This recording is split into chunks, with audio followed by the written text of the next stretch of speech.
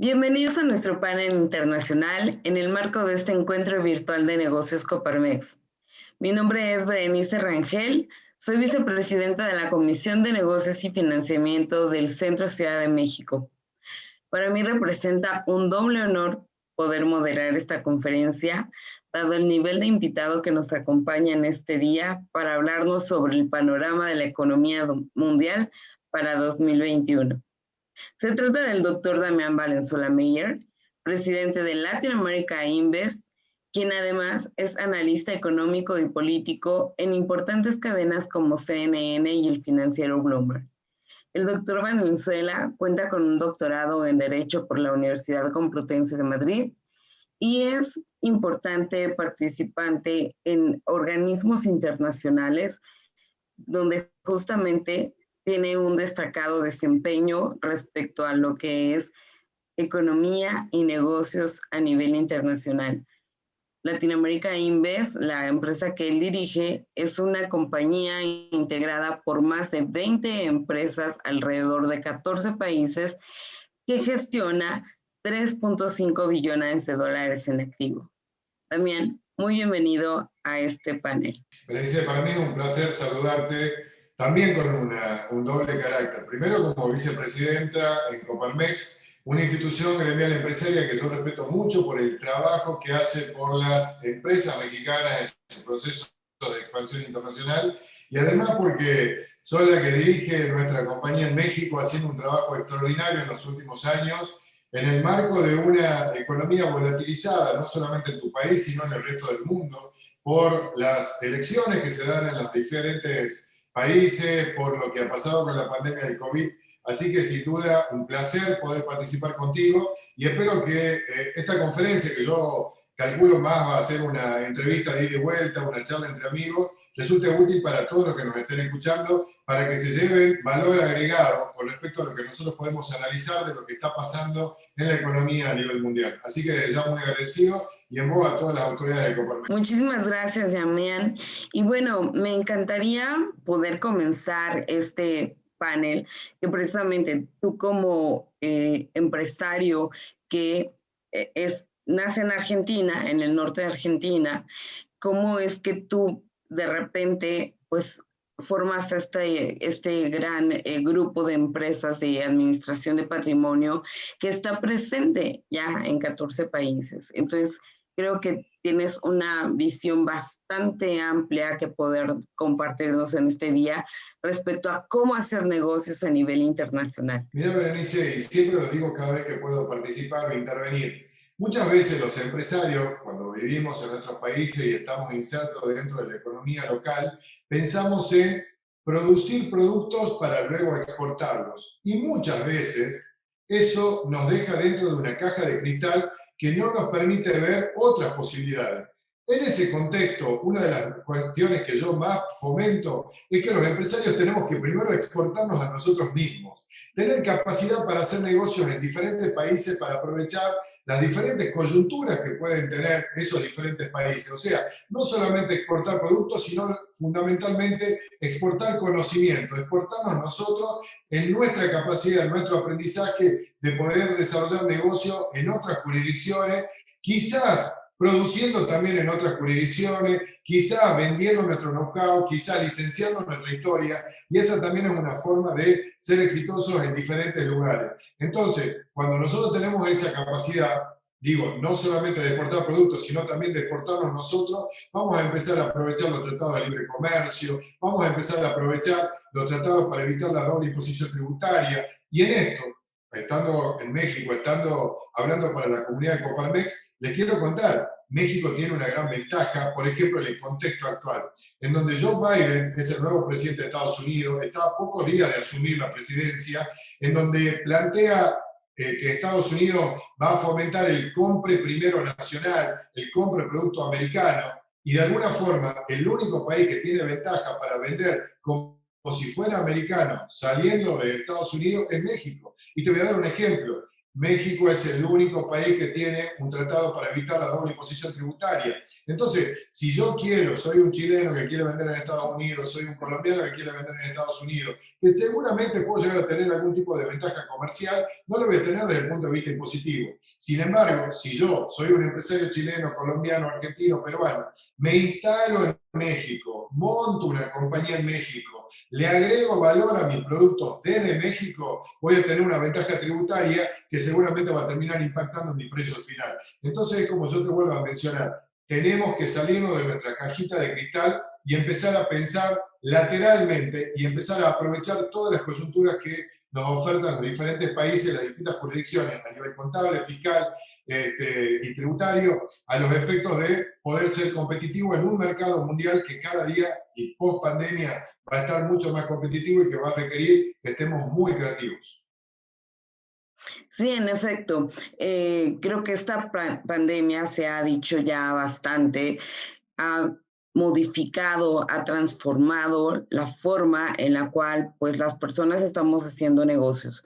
Eh, Me encanta que en muchas ocasiones tú has dicho en tus conferencias acerca precisamente de esta revolución del conocimiento, de cómo a partir de ello, pues podemos hacer negocios a través de cualquier dispositivo móvil. Y se maximizó todo este trabajo a partir del confinamiento. Varias de las empresas no estaban listas para poder hacer home office, ¿no? Y se ha tenido que modificar precisamente la regulación bajo la cual estas empresas, pues, se han tenido que adaptar, han tenido que ser resilientes en este sentido. Me gustaría, por favor, que tú nos cuentes qué es lo que estás viendo a nivel internacional. De igual forma, si tienes algún caso de éxito dentro de tu compañía o en alguna otra donde pues tú estás siendo inversor, ¿cómo estás mirando precisamente el liderazgo dentro de las organizaciones? El mejor ejemplo de lo que vos estabas mencionando era justamente, había muchas empresas o compañías que no estaban listas para esto que nos ha enfrentado la pandemia, el home office. Sin embargo, que no hayamos estado listos no significa que no tengamos que hacer ese trabajo. Entonces yo a toda la gente que nos está escuchando de Coparmex le tengo que insistir en que si no lo han hecho hasta el momento, te tenés que preparar porque el perfil del consumidor está cambiando. Ha cambiado obligatoriamente por esta situación que nos toca vivir. Y un ejemplo práctico es lo que te ha pasado a vos, lo que me ha pasado a mí. Ya no sé si efectivamente estamos yendo a nuestra oficina en el centro de México o en el centro de Miami, en donde yo estoy. Casi todos nuestros empleados están trabajando desde la casa. Tenemos que acomodarnos, tenemos que tener capacidad operativa para adaptarnos a esta nueva realidad. Y si no lo hemos hecho antes, bueno, ha llegado el momento de que lo hagamos, porque la cercanía de que lo que implica la tecnología, lo que implica un like, lo que implica una opinión de Google con respecto a cómo funciona o no como empresa va a empezar a resultar importante a la hora de cómo vamos a ampliar nuestro mercado. Y también hay algo importante, Berenice, tenemos que pensar que el nuevo consumidor, en donde más está creciendo la población, es un consumidor que hoy tiene entre 15 y 25 años. Y ese consumidor entre 15 y 25 años es una persona que está acostumbrada a comprar a través de Amazon, es una persona que está acostumbrada a encontrar influencers o guiarse en los procesos de compra por influencers. Entonces nosotros vamos a tener que fomentar en esta nueva etapa una mejora en nuestra página web, una mejora en nuestros canales de distribución comercial a través de la Internet, porque si no lo hacemos, quizás podamos sobrevivir un tiempo más, pero seguramente vamos a estar fuera de foco y en los próximos 5 años o 10 años vamos a dejar de existir como ha pasado con millones de empresas. Un ejemplo que siempre traemos cuando estudiamos en la universidad es Blockbuster versus Netflix. Blockbuster que tenía un canal de distribución físico y Netflix que tenía un canal de distribución online. Definitivamente Netflix fue el que terminó triunfando sobre Blockbuster. Y en cada una de nuestras compañías nosotros vamos a tener que entender que nos tenemos que adaptar en este contexto. A eso, agregale Berenice, que hay una coyuntura política importantísima en el mundo, porque en este momento hay 4 bloques de funcionamiento. Está Rusia por un lado, está China por el otro, está Europa y está Estados Unidos. Y cuando hablo de estos 4 bloques de funcionamiento, estoy hablando de los bloques que tienen poder para decidir política y económicamente sobre el mundo. Y después estamos los latinoamericanos que de alguna forma tenemos que o aliarnos con alguno de estos bloques o de última aprovechar lo que cada uno de estos bloques nos oferta y nosotros de alguna forma, a partir de nuestro bolo poblacional, de nuestra capacidad de tener materias primas en nuestro territorio, de nuestra capacidad de generar un mercado de autoconsumo, porque somos una población importante en crecimiento y en desarrollo, Latinoamérica puede llegar a convertirse en un muy buen lugar para generar negocios en el mediano y largo plazo en donde se logra obtener crecimiento. Entonces, yo le diría a todos los afiliados de Coparmex, hay que mirar primero los bloques económicos políticos, aprovecharse de las distintas asimetrías que hay entre Estados Unidos, Rusia, Europa y la propia China, que es el gran motor de la economía mundial en la próxima década, porque es la que sigue creciendo, sigue la que tiene capacidad de reajustar y de adaptación en los nuevos contextos. Uno lo ha visto, se acaba de celebrar la Feria de Shanghái, mal o bien, con restricciones, sin restricciones, con modelos culturales diferentes, se ha celebrado. O sea, la economía china va a seguir traccionando y lo veo a los chinos metidos mucho en Latinoamérica también, generando negocios, financiando vías ferroviarias, vías fluviales, infraestructura, con lo cual tenemos que ir acostumbrarnos a hablar un poco chino.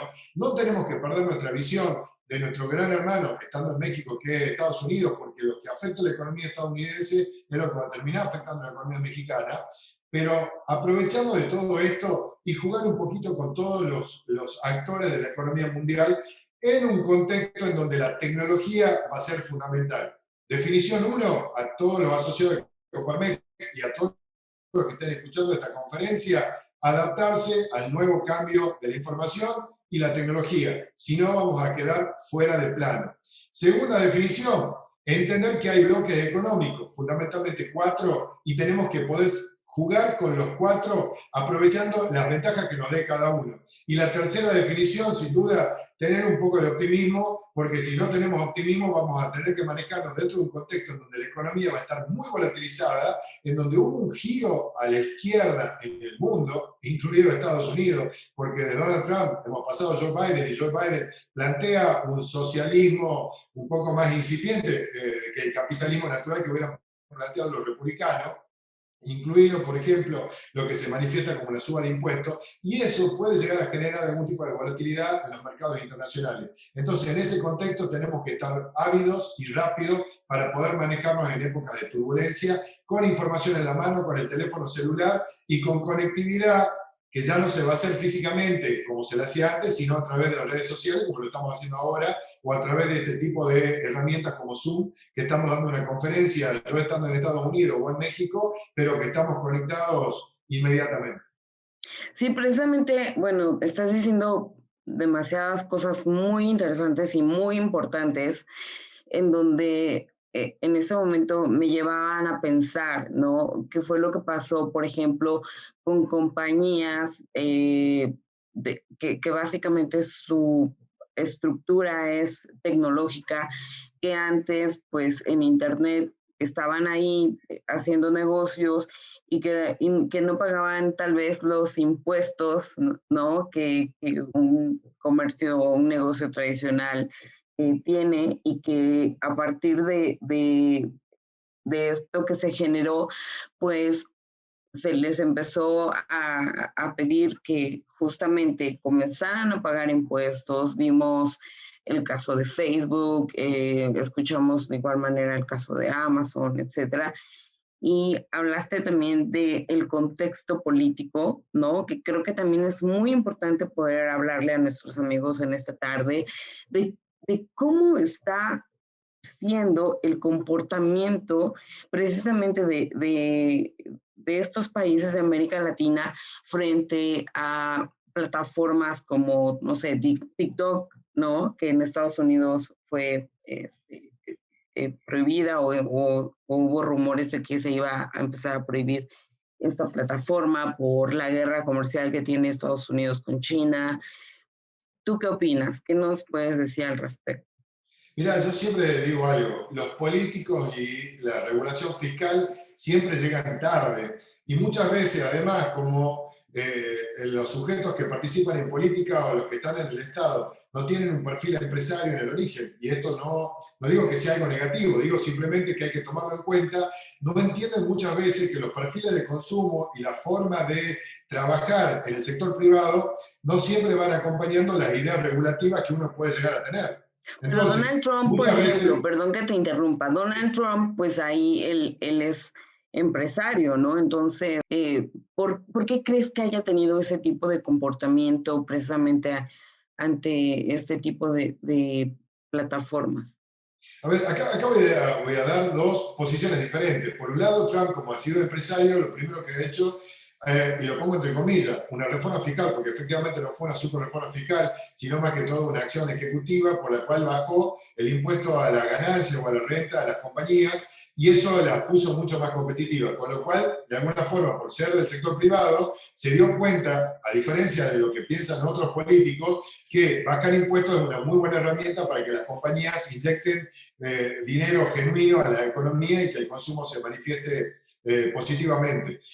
Ahí es donde destaco la ventaja de tener muchas veces un político que tenga un historial empresario que haya estado en el sector privado, porque va a entender los dos lugares de la gestión, no solamente lo de la función pública. En segundo lugar, Donald Trump, como es un pragmático, entendía de que tenía que tener algunos ciertos discursos políticos que le sustenten la base de votantes. Y te diré, no lo hizo mal, porque en la última elección él apenas ha sacado 5 millones de votos menos que Biden dentro de una elección que ha estado totalmente polarizada.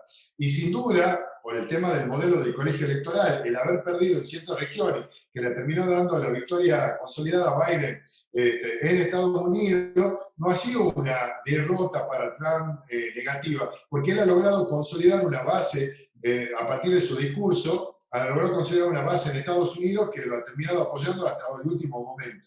Entonces, muchas veces los políticos tienen discurso para su base electoral.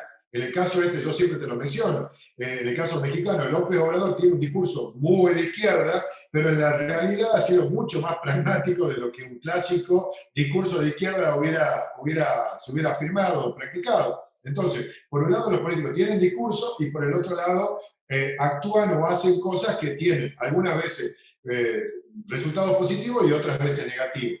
Volviendo a lo que vos estabas planteando con respecto al tema de las nuevas regulaciones impositivas, las plataformas de tecnología y demás, la verdad es que antes los fiscos no se ocupaban porque estaban más preocupados en salir a obtener recursos de las empresas tradicionales.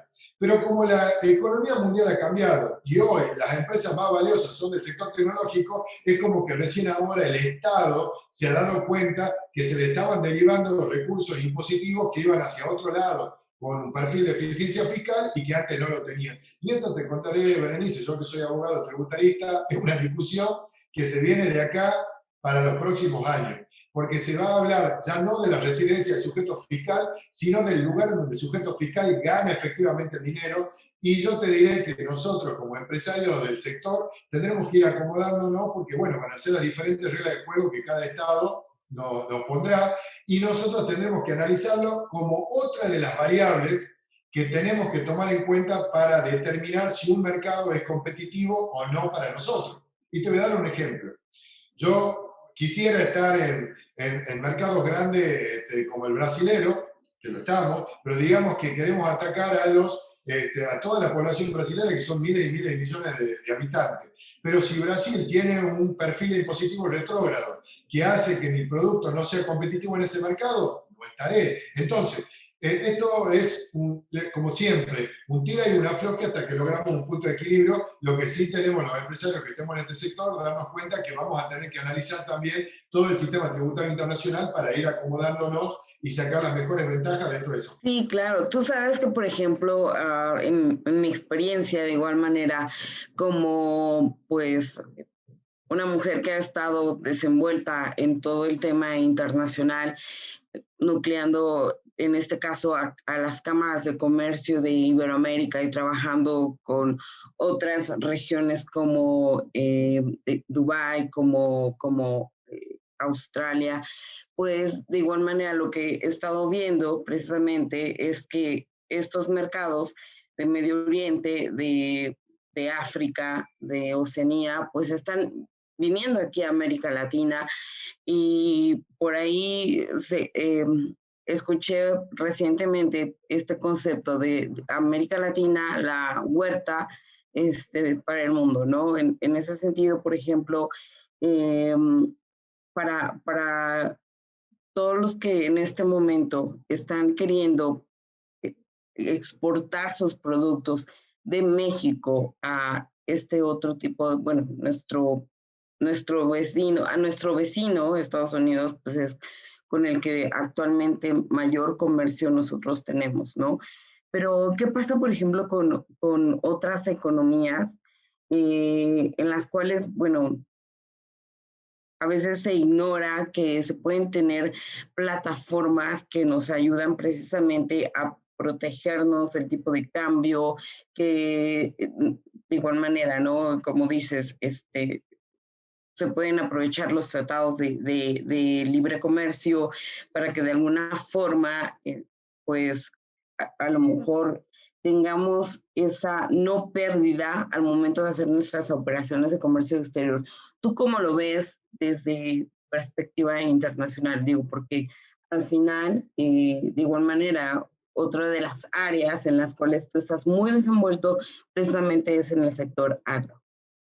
Yo lo que siempre les insisto, cada vez que tengo la oportunidad de comunicarme con empresarios a través de cámaras gremiales, es que intentemos cambiar el paradigma del proceso exportador del producto. Les mencionaba al inicio de esta charla, y siempre también lo menciono, es muy diferente el lugar donde trabajamos, el lugar donde pagamos impuestos y el lugar donde queremos vivir. Yo voy a ir a producir mis productos en donde sea más económico producirlo. Y no está mal buscar diferentes mercados de producción buscando eficiencia de costo. No está mal buscar eficiencia impositiva y poner mis estructuras fiscales, que son las vendedoras, que son las recaudadoras, etcétera, en lugares en donde yo tenga mayor eficiencia impositiva. Y no está mal elegir el lugar donde voy a vivir a pesar de dónde he nacido. ¿Okay? Esto es muy importante porque al cambiar este paradigma te permite no ser una víctima de la circunstancia, sino ser un actor de la circunstancia, porque terminas manejando tu realidad. Entonces, a modo de ejemplo de lo que nos ha pasado a nosotros de forma particular, yo he nacido en Argentina, pero mi principal mercado es el tuyo, México, Brasil, Perú, Colombia, Estados Unidos, Europa, África, no es Argentina. Sin embargo, sigo teniendo negocios en Argentina, pero es una pequeña parte de mi estructura empresaria. Lo primero que hice, más allá de exportar productos desde Argentina, es me autoexporté a mí, desarrollé un modelo en donde definí dónde quería vivir y también eficientemente definí dónde quería pagar impuestos. Que también sigo pagando impuestos, perdón, pagamos impuestos en cada una de las jurisdicciones donde actuamos, pero a nivel personal he decidido dónde voy a pagar impuestos de una forma eficiente y obvio dentro del marco de la legalidad. Para esto es lo que vos siempre mencionás, hay que estar acompañado con el conocimiento. ¿Eso qué te permite? Aprovechar las tasas de interés de un país, aprovechar la moneda más fuerte de otro, aprovechar los tratados de libre comercio de otro, aprovechar los procesos operativos de costos de otro país. Siempre pongo un ejemplo. Un empleado en Estados Unidos, un empleado administrativo no baja de $3.200 la mensualidad. Un empleado administrativo en países como Panamá lo tenés por $800 o $1.000. Un empleado administrativo en México lo puedes llegar a tener entre 800 a 1.500 a $2.000. No está mal competir con el costo por una cuestión de tipo de cambio, por modelo inflacionario. Tenemos que entender dónde tenemos que estar para ser eficientes. Un ejemplo práctico, Apple, la compañía emblema estadounidense, que te dice en su teléfono iPhone, dice hecho en China, diseñado en California. O sea, el propio Apple aprovecha el mejor lugar para competir, para poder armar o ensamblar, porque le resulta más económico, porque si el Apple fuera ensamblado en Estados Unidos, te aseguro que no sale el iPhone 12, no sale $1.100, sino estaría saliendo unos $2.200, y entonces ya no sería competitivo frente a otras opciones de mercado. Entonces, ustedes en Coparmex tienen que entender de vuelta este tres paradigmas. ¿Dónde produzco? ¿Dónde vivo? ¿Dónde pago impuestos? Y el dónde produzco también va a estar relacionado con respecto a dónde vendo. porque no voy a producir un insumo que voy a vender en Estados Unidos, lejos de Estados Unidos, salvo que tenga una ventaja comparativa enorme. ¿Se entiende? Entonces, por ejemplo, México es el mejor lugar para producir cosas para vender en Estados Unidos. Y esto no se lo digo, no lo digo a los empresarios de Coparmex, se lo digo a los empresarios del mundo que quieran vender en Estados Unidos, que en vez de montar una fábrica en Estados Unidos, que la monten en México, que tiene tratado de libre comercio con Estados Unidos, que tiene ventaja tributaria en relación con Estados Unidos, que tiene una mano de obra calificada, trabajadora, etcétera, y que va a poder producir en México para venderle a Estados Unidos en el marco del compre nacional que plantea Biden. Entonces, tenemos que pensar fuera de la caja. Este es el desafío para los próximos 5 a 10 años.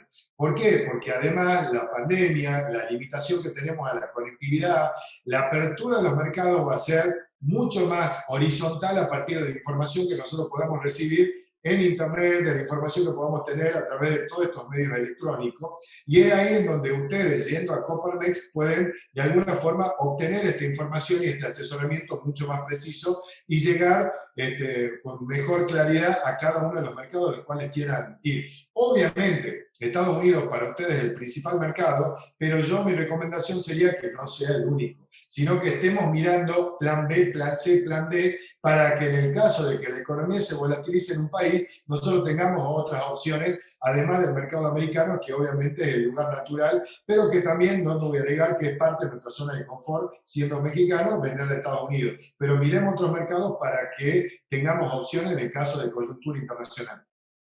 Bueno, y te quiero aprovechar, ahorita que estás hablando ya precisamente de temas económicos, pues mucho se dice que para precisamente los próximos años, particularmente para el 2021, vamos a tener una moneda un dólar que va a estar relativamente bajo.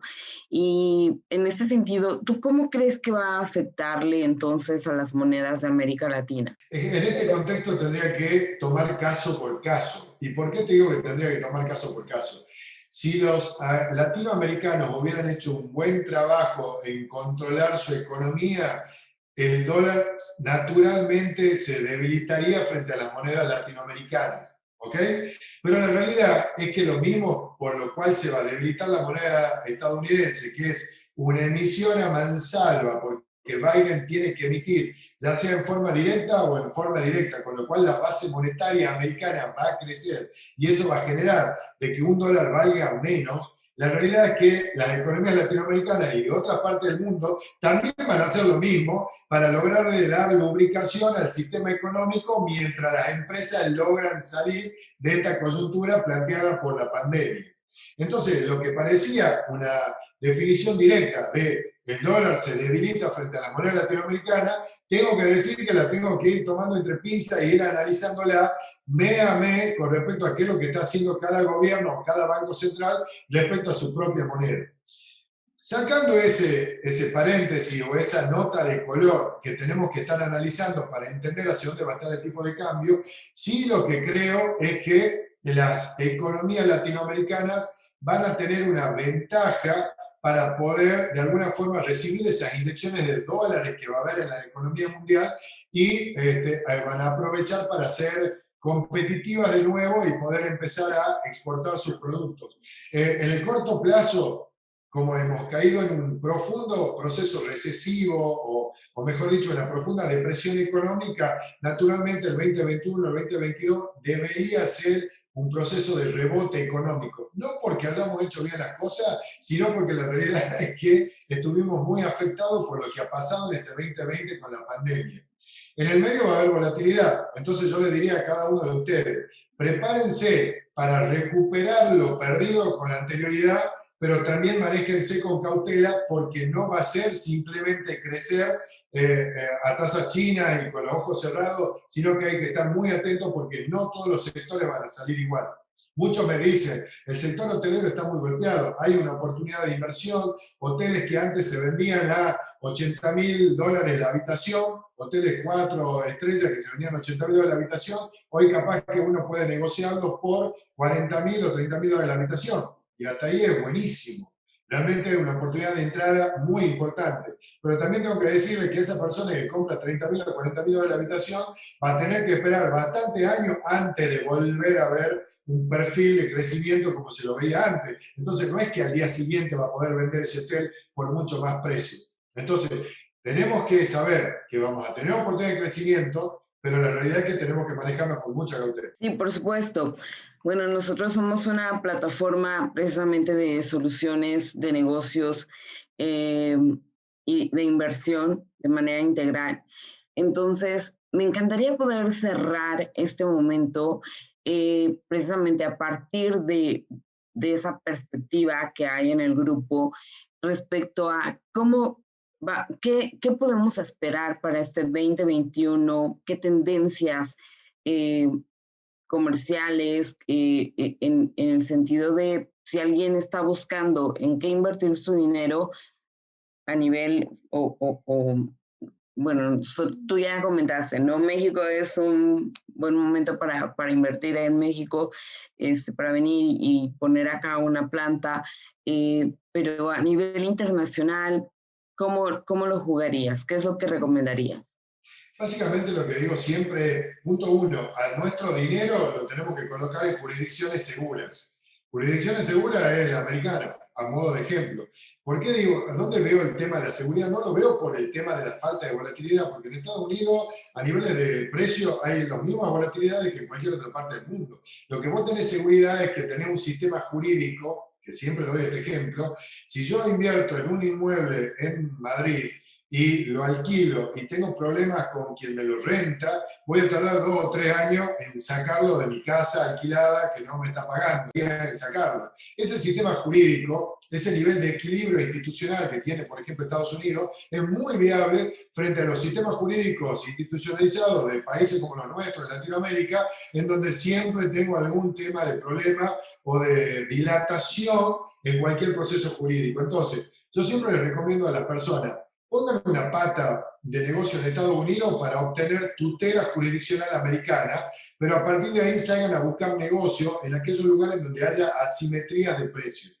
En ese contexto es donde digo, apostemos a Latinoamérica, porque yo te menciono, no es que vamos a ir a México solamente porque México esté totalmente estabilizado, justamente México no está totalmente estabilizado. Lo que sí digo es que hay una gran oportunidad para comprar activos baratos en México, en Brasil, en Argentina, en Chile, en los diferentes países de Latinoamérica, porque al haber una baja económica en todas estas jurisdicciones, resulta que los activos han tenido una gran variación de precios. Un ejemplo práctico, una hectárea de limón, vos sabés que yo estoy en el negocio del limón, una hectárea de limón en Argentina se negociaba hace un par de años entre 25.000 y 30.000 dólares, mientras que ahora se negocia entre 10.000 a 15.000 dólares. O sea, hay una oportunidad de entrada para un activo que antes ni siquiera estaba en el mercado, porque se negociaban a 25, a 35 porque ni siquiera se vendían. No había gente ofertando propiedades. Sin embargo, ahora hay gente ofertando propiedades y a precio mucho más razonable de lo que estaban antes. En ese contexto es donde yo digo, hagan pie en Estados Unidos, regúlense bajo jurisdicciones que sean serias y hagan negocios en distintos países de Latinoamérica, África, que son los lugares donde hay potencialidad de crecimiento. En los otros, básicamente, siempre va a haber, pero con mucha menor asimetría o con menos variedad de precios. Claro, hay que aprovechar primeramente, antes de querer brincar el charco y hacer negocios, quizás en culturas que de igual forma no son similares a las nuestras, pues aprovechar lo que se tiene de este lado. Muchísimas gracias, Damián. Me encantó poder platicar contigo, llevar a todos ustedes precisamente abrir su visión de negocio para este 2021, que más allá de estar mirando o escuchando solamente temas negativos respecto a lo que podría suceder para estos próximos meses que nos esperan, pues precisamente aprovechar, nuevamente lo reitero, todas estas oportunidades de las cuales yo creo que en su mayoría desconocemos por estar enfocados más en otros mercados.